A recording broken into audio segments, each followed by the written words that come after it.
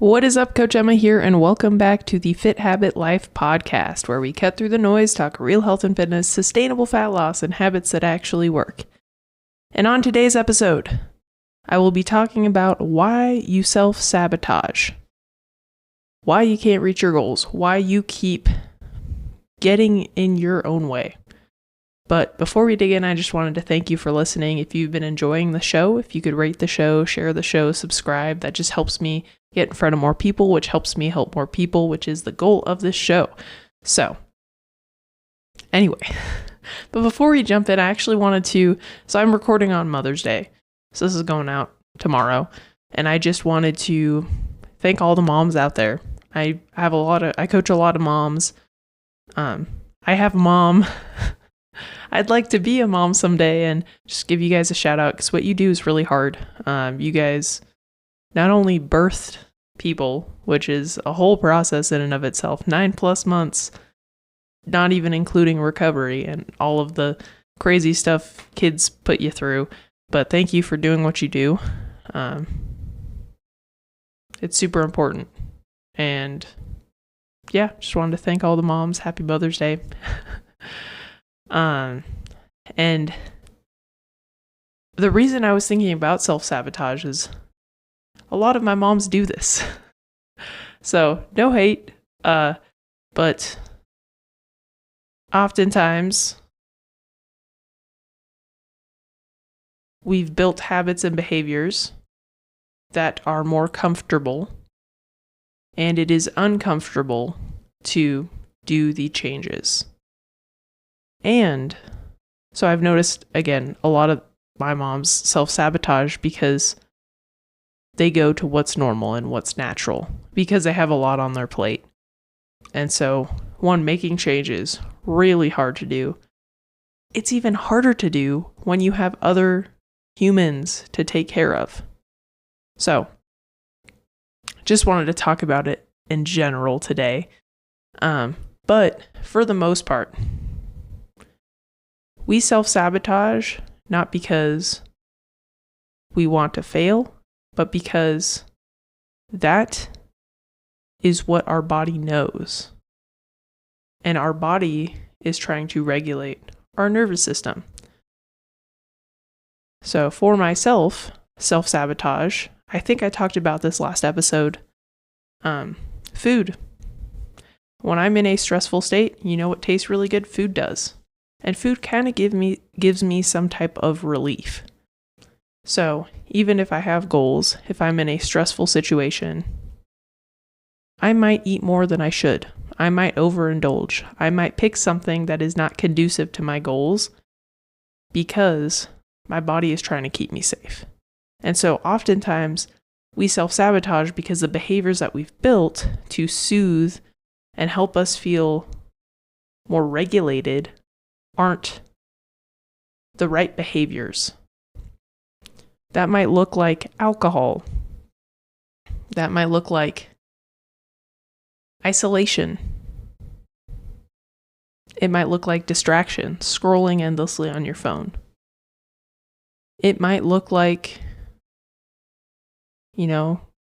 trying to distract yourself with education podcasts and TV or the news, or maybe spending your energy helping your kids or doing chores at home instead of the tasks that you're supposed to do. Because those are the learned behaviors that we've built that in the past have made us feel safe. Right? Like food is a common one. I feel like that's the most common one, especially with what I do. But a lot of people will eat food when they don't feel safe. And it's hard to recognize that, but once you do recognize what you're trying to do with that behavior, then you can swap that behavior for something else. So the first thing that I'll have my clients do that are consistently self-sabotaging with overindulging or prioritizing other things above their workouts or whatnot, is I'll have them write down, what are you thinking when you're doing that behavior? Or have you identified anything that triggers that behavior? Like for myself, when I'm around specific people, I will eat more and I will overindulge because I feel anxious and unsafe. So eating foods will help me feel safe, help regulate my nervous system. Really, it doesn't, right? It doesn't really solve the problem. I'm trying to distract from the uncomfortable feelings that I'm having and the uncomfortable situation, and instead, I'm self-soothing with food, right? Some people, it might be drugs, alcohol, scrolling, getting distracted with work instead of, having the hard conversation or doing the next best thing, right? Oh, I have this work to do, or I have to do these things for my kids. So, anyway, once you identify what triggers that specific behavior, then you can start to unpack why that specific behavior makes you feel safe. Like there might be a specific food that you gravitate towards. And it might be because when you had it as a kid, you felt really good, or there was some nice experience with that food. Like maybe your grandpa would get you soft serve when you'd go to the pool with him. So you gravitate towards getting a soft serve ice cream. That was me. I didn't use soft serve. My grandpa would take me to the pool and we'd get soft serve ice cream. So I love soft serve ice cream. Partly because it's really mostly because of that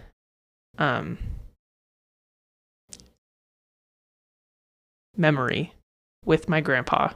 Soft serve, the texture is good, but it's not that flavorful. It just tastes like sugar, soft sugar, cold sugar.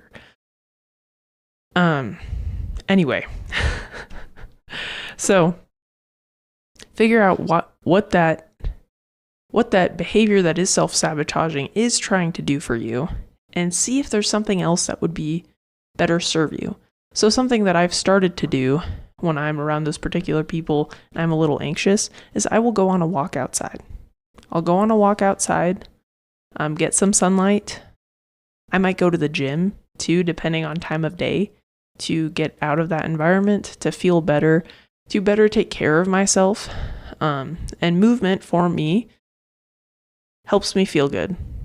A couple days ago, I was really down in the dumps and I was supposed to train and I didn't want to. I went to the gym anyway, but instead I decided to do a cardio session instead of my lifting session. And I pushed the lifting session to the next day because I was not in the mental capacity to lift heavy weights. I just wasn't there, but I showed up and I did something and I felt better having done something than just not doing anything and just sitting in my crappy mood, my depressed kind of mental state. I went and I did something.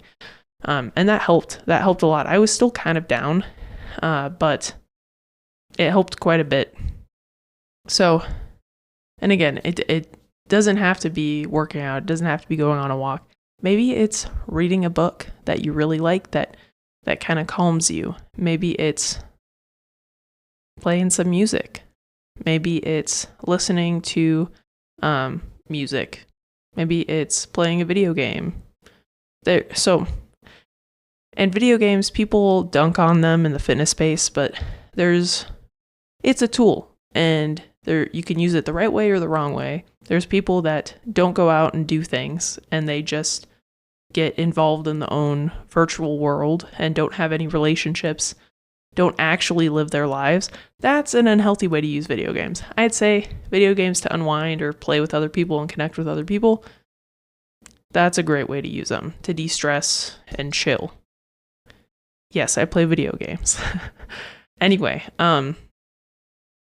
so like something, maybe drawing. So just something that helps you get present in the moment and calm down. So what and with those behaviors, once you can create like a gap and a sense of awareness, you can create some sort of maybe boundary. Like before I go grab that bag of chips, I have to write down I have to journal for 5 minutes. Or before I eat that cookie, I need to go on a lap around the block. Oftentimes, if you separate the trigger from the behavior and you give yourself time to pause, most of the time you will not do that self-sabotaging behavior. Most of the time, that break is all you needed to regulate, figure out why you're gravitating towards that self-sabotaging behavior, and then not do the action. But sometimes you might do the action anyway, and that's okay. It's about building awareness to that thing and trying to come up with a solution to give you that same relief that that self-sabotaging behavior has for you. So, in summary, self-sabotaging behaviors are there to keep you safe. That is your body's way of keeping you safe. So, they're giving you something. They're giving you some relief or something. And in order to shift those behaviors towards something that best serves you and your new goals, your new person that you want to be, you have to identify what is triggering those behaviors. So identify the triggers.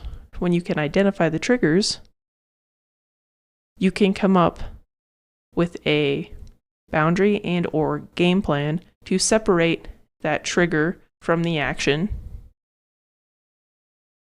and try to identify a better way to regulate yourself and your nervous system that would better serve you and your goals. So anyway, it's kind of oversimplified, but this is something I talk through with clients most of the time, like trying to figure out like, okay, you're doing this thing. Why are you doing this thing? Do you any indication or are you aware of why?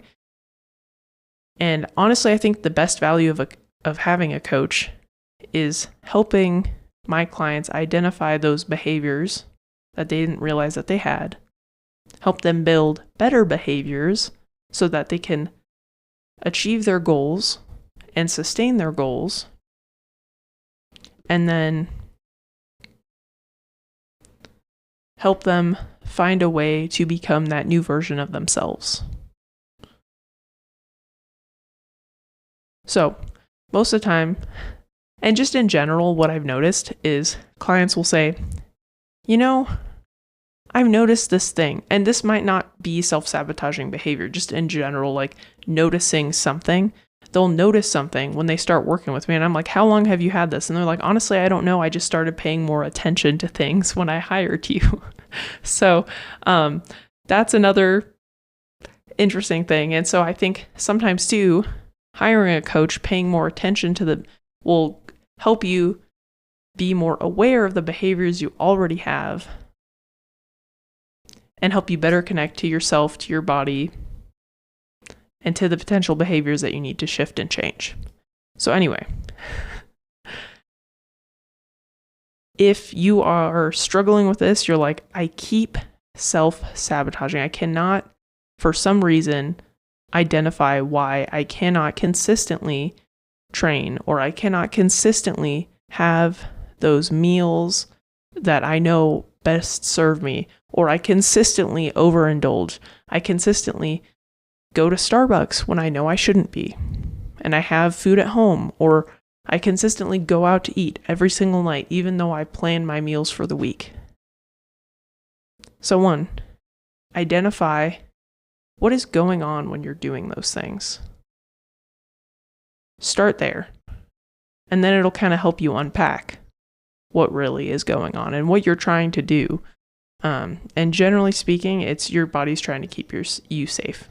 But the way that you've taught your body to keep you safe is not serving you anymore. It served you at some point in time, right? Maybe as a kid going out to eat, you got to leave the house if your parents were arguing. And so that helped regulate your nervous system and it helped you feel safe. But now, as an adult, you don't live with them anymore, it might not be serving you, right? So identify that. And if you need help breaking down why you keep self-sabotaging, that is something I can help with. And I'd be more than happy to just set up a time to chat. You can book a discovery call in the link below. We could see if we'd be a good fit. And then we could hash out what the coaching process together would look like. But anyway, thank you for listening to the episode. If this was helpful at all, if you could rate the show, share the show, subscribe to the podcast, that just helps me get in front of more people, which helps me help more people, which is the goal of the show. So anyway, thank you for listening, and I'll catch you guys on the next one. Peace.